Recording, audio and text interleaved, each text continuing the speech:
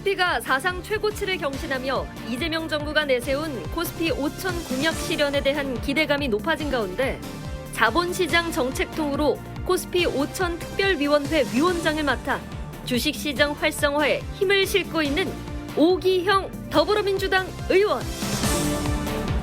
재선 국회의원, 코스피 5천 특별위원회 위원장, 국회 연금개혁 특별위원회 간사. 저성장 기조에서 벗어나기 위해서는 자본이 기업으로 흘러들어가는 구조를 만들어야 하며 금융이 그 역할을 해줘야 한다고 강조. 저성장 기조를 좀 벗어나려면 금융의 역할이 좀 있는 거 아니냐. 열심히 일하고 좀 생산성 있는 혁신적 기업한테 자금이 들어가도록 하는 그 구조를 자본시장을 매개로 해서 만들어 가야 되는 거 아닌가? 그래야 우리가 저성장 기조에서 좀 벗어나는 거 아니냐. 오기형 위원장이 생각하는 코스피 5천 시대의 과제와 한미 관세 협상 전망 집중 분석합니다.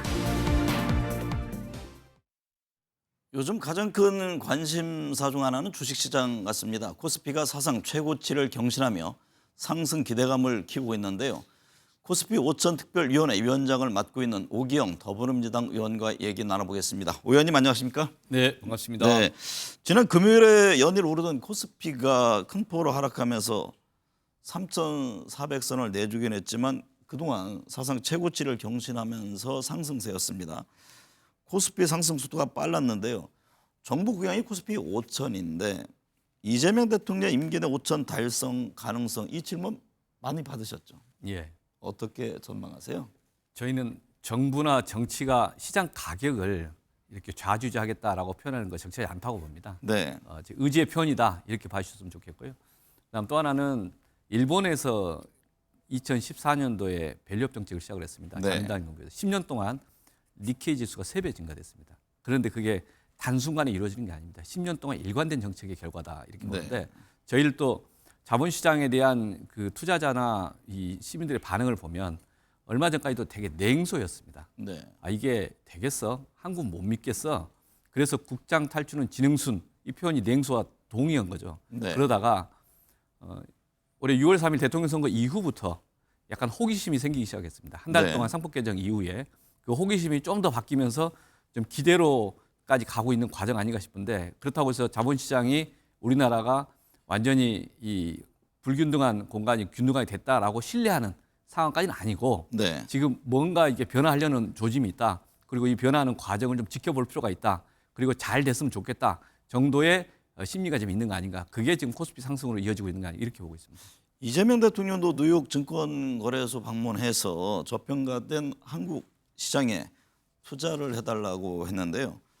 오 위원장께서는 자본시장 정책통입니다. 지난해에는 주식시장 활성화 태스크포스 단장도 맡았고 이번에 이제 코스피 5천 특별위원회 위원장을 맡고 계신데 오 위원장께서는 국내 증시 저평가 핵심 요인 중에 하나로 지배구조 문제를 강조했습니다. 어떤 점들이 개선돼야 합니까? 우리나라 투자자들이 이야기하는 건 이겁니다. 하루아침에 우량주가 불량주가 돼버린다. 그러니까 두산 에너빌리티 같은 경우에 두산 에너빌리티 그 산하 밥캣이 있었습니다. 캐시카우고. 근데 이 회사가 갑자기 로보틱스라는 적자 회사랑 결합시켜버리겠다. 그러면 두산 에너빌리티 주가 떨어지는 거죠. 두산그룹은 기술이 있는 기업이라고 생각을 하고 한국 다른 시장은 몰라도 두산은 투자하면 괜찮겠지라고 했던 주지연대 대표가 방금 한 이야기였습니다. 네. 이게 뭐지? 또는 이제 또 하나의 사례가 있었지 않습니까? 삼성물산과 제일모직 합병 과정에서 국민연금까지 동원돼서 누구한테 이득이 되는지 모르겠지만 삼성물산 모든 주주한테 손해버리는 네. 이런 상황들. 또는 LG 물적 분할 과정에서 자회사 독립상장 그래서 엔솔 있는데 LG 화학의 그 주주 입장에서 봤을 때는 이게 한 40조, 50조 된 주가가 지금 반토막 됐거든요. 네. 오히려 뭐 3분의 1 토막이었다고 하는데 근데 대신 그 밑에 있는 자회사가 상장되면서 거기는 한때는 90조 넘어가서 거의 100조 가까이 됐었습니다. 네. 그러면 이게 물적 분할된 모회사 주주 입장에서는 그게 다 자기들의 이익이라고 볼 건데 넘어가 버린 거 아닙니까? 네. 그래서 이게 소를 사가지고 송아지를 낳는데 그 송아지가 내 송아지가 남은 송아지다라는 비유가 이겁니다. 그러니까 이런 사태들이 반복되니까 우량주가 불량주가 돼버린다. 네. 자본시장을 못 믿겠다. 그러면 이 문제식이 왜 발생하느냐? 삼성물산 이사회 그 이사들의 거수기 행태, 그다음 두산 에너빌리티에서 거수기 행태, 네. 그리고 LG화학 그 주주들의 이사들의 거수기 행태. 그 이사들이 자기 주주 충실 의무에 따라서 행동을 했으면 그런 일을 감히 못했을 텐데 네. 주주의 전체적인 동의와 그 프로그램에 갔을 텐데 그렇지 않았다는 겁니다. 그래서 저희가 거수기 사회를 책임있는 사회를 바꾸자. 그 속에서 상법 개정을 추진한 거죠. 말씀하신 대로 그래서 이제 상법을 개정했습니다. 예. 이번 상법 개정에 따른 기대 효과는 어떤가요? 그래서 이제 투자자들이 보기에 우리나라 회사는 기본적으로 PBR이 작년 기준으로 0.9였지 않습니까? 네. 이게 자산 가치 주가의 비율을 PBR이라고 그러는데 통상 청산가치와 똑같은 것이 PBR 1입니다. 그런데 상장 회사는 그래도 우리나라에서 괜찮은 회사들이고 통상적으로 성장 가능성이 있는 회사이기 때문에 PBR이 1이 아니라 2, 3이 돼야 되는 거죠. 네. 신흥국 평균이 1.84입니다. 네, 작년 말 그보다 한참 기준에서. 물이 부족하죠 지금. 우리는 작년에 0.9였고요. 네. 그다음에 작년 말 기준으로 해서 선진국이 3.4가 됩니다. 그런데 우리는 0.9였으니 코스피 지수가 3,100 되면서 PBR 1이 됐습니다. 지금 우리가 1.1에서 1.2 사이로 가고 있는데 되게 저평가되어 있는 거죠. 근데 네. 저평가 이유가 우리나라 그 자본시장의 기업들에 대해서 이게 이익이 보존될 것이라는 기대가 없기 때문에 그런 것이고 그 기대를 바꾸는 우리나라에서도 불균형적인 운동장을 좀 정상화시킬 수 있겠구나. 네. 정상시키려고 노력을 하는구나. 그리고 이런 것들을 한번 해프면 끝날 것 같은데 좀 더 계속하니까 일관성이 있을까? 그런 점에서 호기심이 기대로 가는 과정이라고 보는 겁니다. 네. 완전히 기대가 정착됐다까지는 보지는 않습니다. 3차 상법 개정 얘기도 나오고 있습니다. 그중 하나가 자사주의 원칙적 소각이 포함될 것이라는 전망인데요. 자사주 소각 의무화가 왜 중요한 겁니까? 자사주를 지금 보유하는 회사들이 우리나라에 한 70%가 넘는 것 같습니다. 네. 상장 회사들이. 어떤 데는 한 50% 넘기도 하고 20%, 30% 넘는 회사들도 있는데 이게 임의로 허용될 수도 있는 거겠죠. 그런데 자사주에 대해서 이걸 보유를 하면 첫 번째가 거짓말 이슈가 있습니다. 이걸 주주 환원 목적으로 자사주를 취득한다는 거 아닙니까? 네. 그러면 자사주를 소각하든지 또는 뭔가 주주 환원에서 주주 배당을 하면 될 거 아닙니까? 네. 근데 그걸 하지 않고 갖고만 있어요. 갖고 있으면 그거 어디다 써야 될 거냐? 경영권 방어 목적으로 쓰겠다는 거예요. 그런데 회사의 전 재산으로 주식을 취득했지 않습니까? 네. 그러면 그게 대표이사의 사유물이 아니잖아요. 그렇죠. 그런데 경영권 방어 대표이사의 경영권을 위해서 있는다는 게 말이 됩니까? 거짓말하는 거죠. 그리고 나서 실제 주식을 팔 때는 자기 아들 또는 자기 친척, 자기 친구, 자기 친구의 친구로서 우호적인 제3자에게 넘김으로써 경영권 방한다. 그러니까 자사주는 있어야 한다. 이런 논리인데 아니 그건 모든 주주를 위해서 써야 되는 거죠. 그래서 저희가 이제 그 다른 나라 사례를 쭉 보니까 자산을 취득하는 순간에 아무런 권리가 없는 겁니다. 네. 그리고 그것을 처분할 때는 사실상 소각 효과가 이미 있는 거고 네. 처분할 때는 주주평등의 원칙, 신주반응과 동일하게 취급해야 된다는 거죠. 자사주를 취득할 때는 주주평등의 원칙이 적용되는데 자사를 처분할 때는 내 마음대로 이런 식의 행태가 반복되니까 자사주에 대한 문제가 계속 지적됐던 거죠. 네. 그래서 자사주 마법 이러면서 인적 분할의 문제지가 있었고 그래서 자사주에 대한 이야기들은 좀 많이 쌓여 있었다. 윤석열 정부 작년 초에 밸류업 정책 할 때도 자사주 문제가 고치겠다고 얘기를 했었습니다. 네. 고치는 과정에서 저희를 또 대선 공약에서 그걸 받아서 같이 자사주 원칙 소각을 이야기했고 지금도 전문가들이 의견을 쭉 듣고 있습니다. 네. 원칙적인 소각이라는 것은 자사주가 특정 이사들 경영진들의 사유물처럼 사용되지 못하도록 하겠다. 네. 이런 입장의 선언이다 이렇게 이해해 주시면 좋겠습니다. 그럼 3차 상법 개정에는 그 같은 내용들이 포함됩니다. 예. 그런 내용을 담아서 지금 최종안을 다듬고 있습니다. 상법 개정안에 대해 기업들은 경영권을 흔들 수 있다. 기업 활동을 오히려 저해할 수 있다. 이런 지적을 하잖아요. 이에 대해서는 어떤 의견이세요? 대표이사의 경영권이 보호 대상인가? 그게 세습의 대상인가? 저는 아니라고 보고요. 네. 미국에서 보면은 한 10년 단위로 상위 10대 기업 상장회사들 보면 순위가 10년 동안 바뀝니다. 네. 이게 혁신적이기 때문에 혁신적인 기업들이 살아남고 그 순위가 바뀌는 거죠. 우리나라는 그렇지 않고 있습니다. 그러면서 계속 경영권 방어 이야기하면 우리나라 계속 이런 체제에 가자는 거 아닙니까? PBR이 지금 지주회사일수록 PBR이 0.2, 0.3, 0.4 이럽니다. 이게 정상적인 회사가 나오는 형태인가? 일단 질문해서 그렇게 계속 하고 싶다는 거 아닙니까? 네. PBR이 0.2, 0.3이라는 건 둘 중에 하나입니다. 회계장부가 다 사기든지 아니면 억지로 주가를 누르고 있는 거죠. 왜? 세습하려고. 네. 그런데 주주들 입장에서 보면 황당한 거죠. 정상적인 평가를 못 받게 하는 거죠. 네. 그래서 이런 것에 대해서는 우리가 사회적으로 전체적으로 한 반성을 해야 된다. 네. 이런 거죠. 이재명 대통령은 주가 조작 불공정 거래에 대해서 가혹하다 싶을 정도로 엄정 대응하겠다고 강조했습니다. 최근 1,000억 원대 주가 조작 사건이 터졌는데요. 이번 정부 주가 조작 1호 사건이 될 것 같아요. 정부의 합동 대응단을 구성을 했습니다. 네. 이게 이제 금융위원회, 금융감독원, 거래소까지 해서 팀을 꾸려서 주가 조작 과정들을 잘 좀 적시에 포착을 하자. 그다음에 지능적인 행태들에 대해서도 시스템적으로 소프트웨어에서 적발이 가능하거든요. 네. 그런 것들을 시스템 업데이트를 하자. 그리고 그게 문제가 있으면 바로 넘겨라. 다른 고려하지 말고 그냥 시장의 입장에서만 투명하게 넘겨서 수사하도록 하자. 이런 거죠.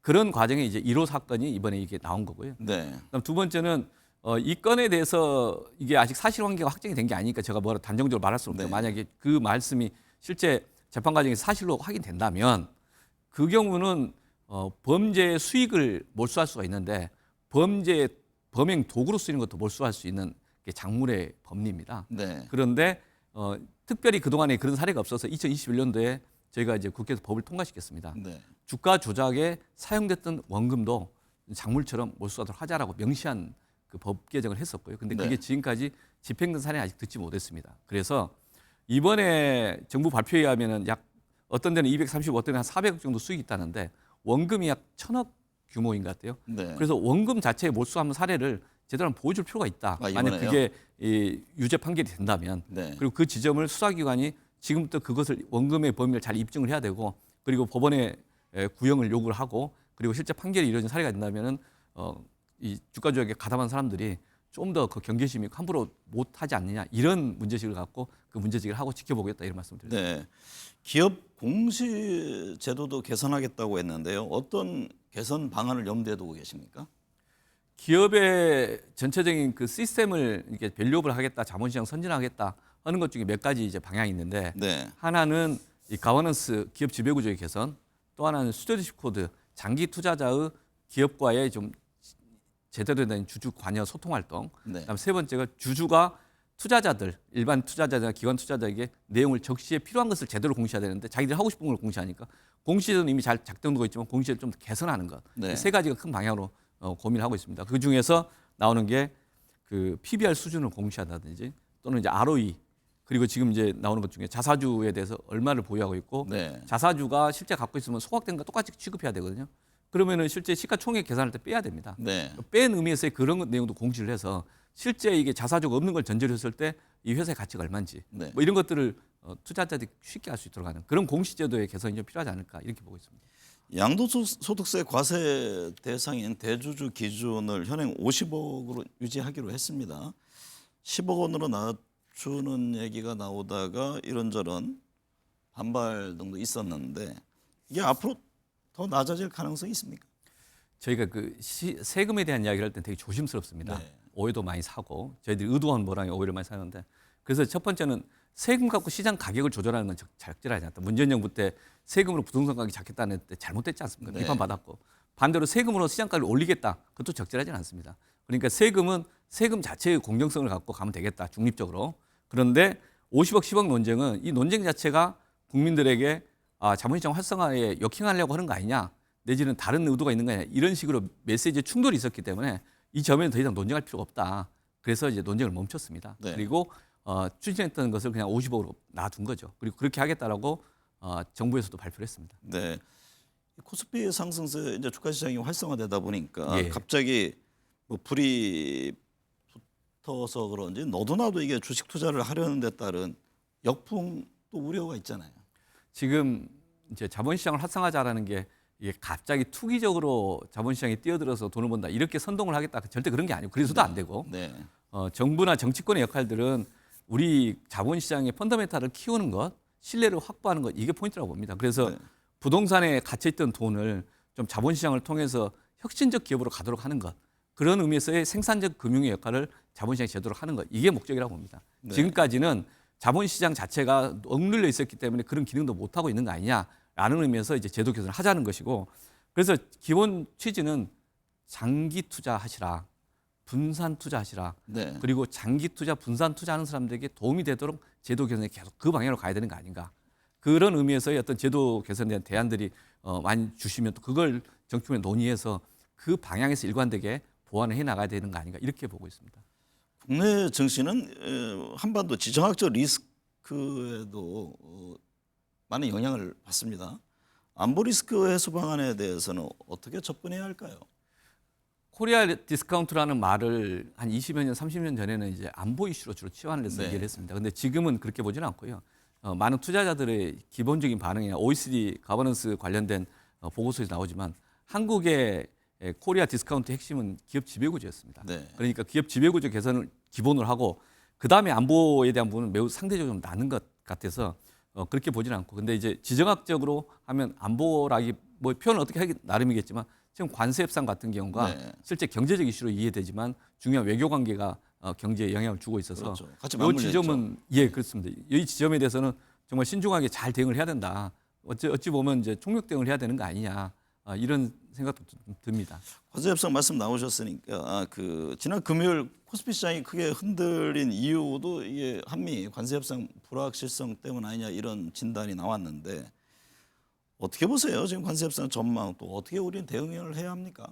지금 어떤 분이 표현하기를 이 달러와 약세 국면 속에서 갑자기 이제 이 한미 관계의 관세 협상 때문에 이 달러와 약세가 약간 멈추는 거 아니냐, 이 환율이 좀 다른 방향으로 이전될 가능성이 있나 그런 변수에 따른 조정이라고 저는 그렇게 이해를 하고요. 네. 그런데 미국 트럼프가 약간 미치광이 전략을 쓰기는 하지만 이제 실제 대통령 만나기 직전에 트위터에다가 이상한 소리를 하고 하지만 그 다음날 바로 오해다라고 하고 네. 그리고 공개 회의를 하지만 비공개적으로도 좀 여러 가지 협상을 국가 간에 하는 과정에서 되게 신중하고 계산적인 그래서 이제 이른바 트랜스액셔널 니고시에이션 이런 태도가 있다는 거 아닙니까? 네. 그러니까 미국 정부가 황당한 이야기만 계속 주장하지 않을 거다. 현실적으로 실현 가능한 부분이 어떤 것을 더듬어가는 과정에서의 다양한 행동들과 압박과 이제 메시지가 나오는 것이고 우리나라 입장에서도 그걸 냉랭하게 실질적으로 우리가 할 수 있는 마지노선이 무엇인가, 네. 배수진이 무엇인가를 좀 점검하고 그 속에서 협상과 설득이 이루어져야 되는 거 아닌가 싶습니다. 그리고 한미 관계가 우리 안보나 경제에서 기본 관계 아닙니까? 네. 그러니까 이 지점은 미국도 알고 우리도 아는 겁니다. 근데 그 지점에서 서로 흔들 수 없는 부분이 있다고 저는 이해를 합니다. 그 3,500억 달러 뭐 이렇게 이야기를 하는데 한미 관계 이면 합의가 없다면 그걸 지금 당장 짧은 시간에 집행 가능하겠습니까? 네. 저희가 자료를 조사해 보니까 만약에 3,500달러를 트럼프 남는 임기 3년 안에 다 하겠다면 1년에 1,200억 달러씩을 대미 투자를 해야 되지 않습니까? 네. 근데 그게 가능하겠습니까? 우리가 한국은행을 통해서 확인해 지금 보니까 직접 투자를 요구하고 있는 상황 아닙니까? 그렇죠. 한국은행을 통해서 확인해 보니까 외환 위기 없이 할 수 있는 건 200억 달러 정도밖에 안 된다는 겁니다. 네. 그러니까 물리적으로 불가능한 걸 요구한다고 해서 우리가 할 수 있는 건 아닙니다. 그렇기 때문에 그 지점은 미국 정부도 알아야 되고 최근 조지아 사태처럼 그런 식으로 준비되지 않는 상태에서 비자 문제 해결 못 하는데 투자를 요구하는 게 말이 되겠습니까? 네. 그러니까 미국에서의 전체적인 인식의 전환, 태도의 전환이 요구된다. 그리고 이를 위해서 좀 국회에서 또는 이제 국민들께서 함께 목소리를 내고 문제제기를 해야 된다. 저는 지금 그런 상황이다 이렇게 봅니다. 사실 뭐 이 같은 문제는 여야 뭐 따로 있을 수가 없는 상황이죠. 그렇습니다. 네. 네. 주식시장 누구도 예측이 어려운데요. 대외 불확실성 개선과 함께 이게 금리 인하에 대한 기대가 있습니다. 한국은행은 뭐 잘 아시겠습니다만은 이 부동산 시장 불안정성 때문에 조심스러운 입장을 내 보이던데 금리 인하 문제는 어떻습니까? 또 이게 중앙은행 금리를 내려도 시중은행에서 내리지 않는 이런 현상 때문에 또 문제 제기를 하는 측면이 있잖아요. 금리는 가계부채 때문에 더 걱정인 것 같고요. 네. 예, 부동산 문제도 있고 가계부채가 너무 많지 않습니까? 그래서 저는 부동산에 대한 문제를 이제 풀어가는데 저도 세 가지 원칙을 가지고 계속 가야 된다라고 생각합니다. 하나는 세금 갖고 부동산 가격 조정 못한다. 네. 두 번째는 빚내서 집 사라 그만해라. 우리가 가계부채가 너무 많아서 이 가계부채 때문에 내수가 GDP 대비 80%, 106%까지 돼가 지금 한 90% 됐거든요. 네. 80% 넘으면 내수가 위축되는 겁니다. 지금 내수가 위축된 상황인데 또 가계부채로 빚내서 할 수 없다. 그래서 총량 관리를 좀 일관되게 해야 된다. 그다음 세 번째로 공급은 일관되게 꾸준히 다른 고려하지 말고 보완을 해야 된다. 지금은 정부가 할 수 있는 것은 공급이다. 네. 예, 총량 관리하면서 공급을 잘하는 게 중요하고 그걸 위해서는 이제 지방자치단체든 중앙정부든 열심히 협력할 필요가 있다. 이렇게 봅니다. 네. 주식시장이 꾸준한 상승세를 이어가기 위해서는 시장의 불확실성 해소, 투자자들이 신뢰할 수 있는 일관된 정책 등이 중요해 보입니다. 오늘 함께해 주셔서 감사합니다. 예, 고맙습니다.